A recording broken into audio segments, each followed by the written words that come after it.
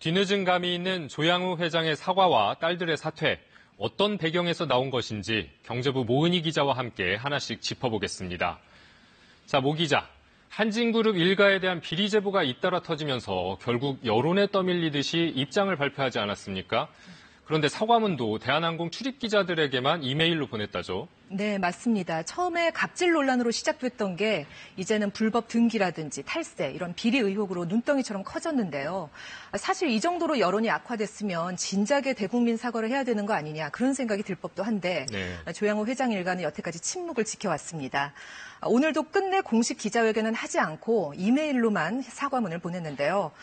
부회장 형식의 전문 경영인만 도입하고 조 회장 본인 또 대표이사 아들은 보직을 계속 유지하기로 했습니다. 또 정작 물의를 일으킨 딸들도 뒷전에서 입을 열지 않는 것으로 봤을 때 이걸 과연 진정성 있는 사과라고 국민들이 받아들일지는 의문입니다.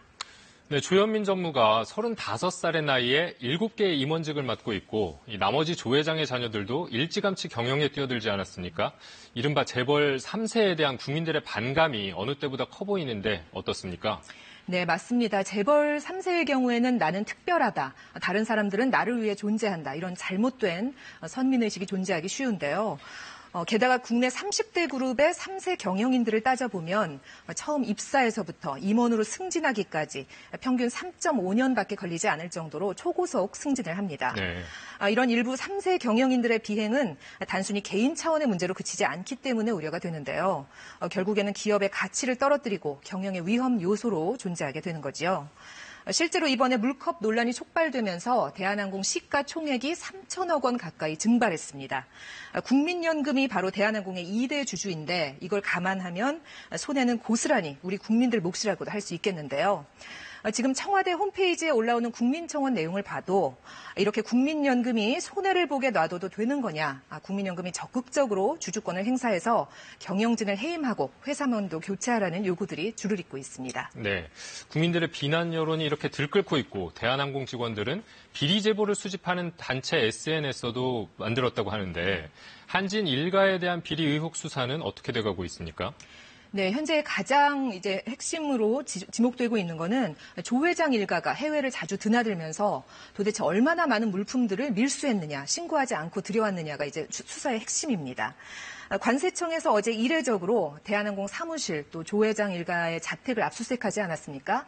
조 회장 그 그룹 내에서 상당히 충격을 받았다는 얘기도 전해지는데요. 관세청은 우선 이 조 씨 일가가 해외에서 카드로 결제한 고가품의 목록을 정리했습니다. 이 고가품이 만약에 집에 있는 것으로 발견이 되면은 밀수입을 했다, 밀반입을 했다는 증거가 되는 거지요.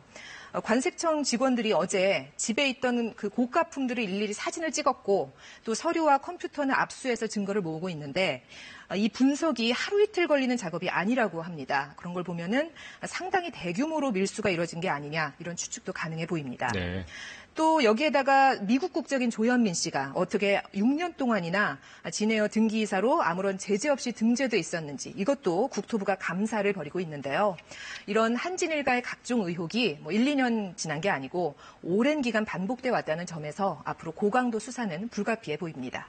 네, 모은희 기자 수고했습니다.